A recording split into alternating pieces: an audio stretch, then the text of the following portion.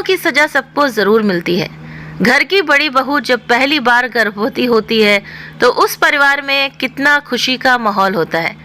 ऐसे ही हमारी एक बहन संगीता, जो उस घर में 3 भाइयों में सबसे बड़े भाई की पत्नी थी, जब पहली बार गर्भवती हुई थी तो उसके पूरे घर में एक सुखद वातावरण बना था।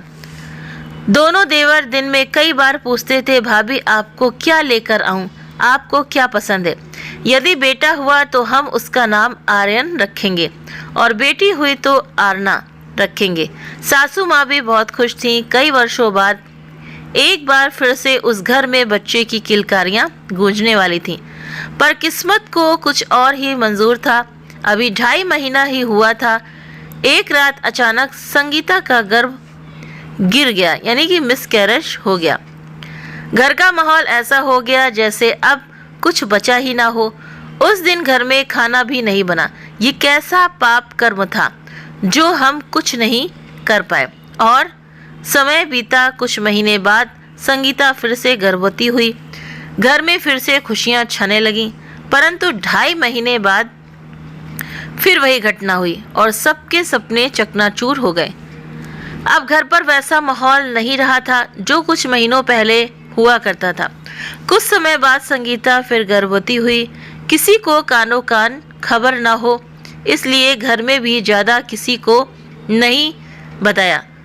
शहर की सबसे बड़ी स्त्री रोग विशेषज्ञ की देखरेख में इलाज चल रहा था।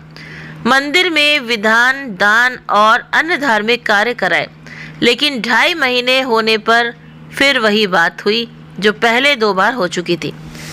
तो किसी की समझ में कुछ नहीं आ रहा था कि ये माजरा क्या है, कि कोई क्या करे। फिर 4थी बार भी 2.5 महीने का गर्भ गिरा, 5वीं बार भी और 6वीं बार भी। तो अब तो संगीता की शारीरिक जो क्षमता थी वो भी कम हो गई थी और कमजोर भी बहुत हो गई थी। कुछ सालों बाद संगीता 7वीं बार उसे पता चला कि वो फिर से गर्भवती हुई है, लेकिन चेहरे पर और ना मन में कोई खुशी नहीं थी।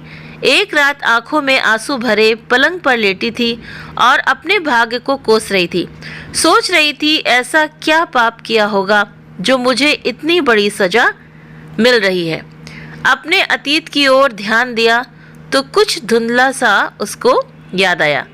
उसे बचपन से ही डॉक्टर बनने का शौक था, इसलिए उसने 10वीं पास यानी कि 10वीं पास करने के बाद बायोलॉजी सब्जेक्ट लिया था।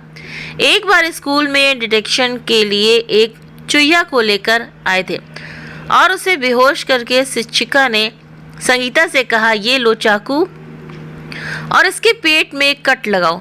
संगीता ने डरते डरते कट लगाया तो रक्त की धार बह निकली और थोड़ी देर बाद वो चुहिया मर गई।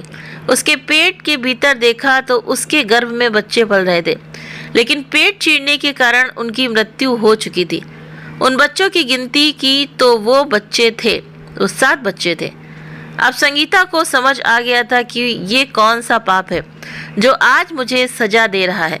भले ही उस दिन के बाद संगीता ने वो विषय यानी कि सब्जेक्ट छोड़कर दूसरा ले लिया था, लेकिन अनजाने में ही सही पाप तो हो गया था। अगले दिन सुबह उसकी सासू माँ, जिनकी देवशास्त्र गुरु पर अटूट श्रद्धा थी, संगीता के कमरे में आई और बोली, चिंता मत करो बेटी, भगवान के घर देर है अंधेर नहीं, इस बार सब ठीक हो जाएगा। उसने रोते हुए कहा, नहीं मम्मी जी, अभी भी ठीक नहीं होगा, अभी सजा पूरी नहीं हुई है। फिर उसने सबको वो घटना सुनाई तो सबकी आंखें फटी रह गईं। बोले, हे भगवान, ऐसा भी होता है। और वही हुआ। 7वीं संतान भी 2.5 महीने बाद चली गई। अपनी अपनी करने का फल सबको मिलता है। कर्म किसी को नहीं छोड़ते, पापी हो या संत। उसके बाद उस संगीता ने उस पाप का प्रायश्चित लिया और आखिरकार शादी के 9 वर्ष बाद संगीता को संतान सुख मिल गया। आज संगीता एक प्यारी सी बच्ची की माँ है। आज संगीता की शादी के 19 वर्ष हो चुके, लेकिन जब भी डिसेक्शन वाली घटना को सोचती है तो सिहर उठती है।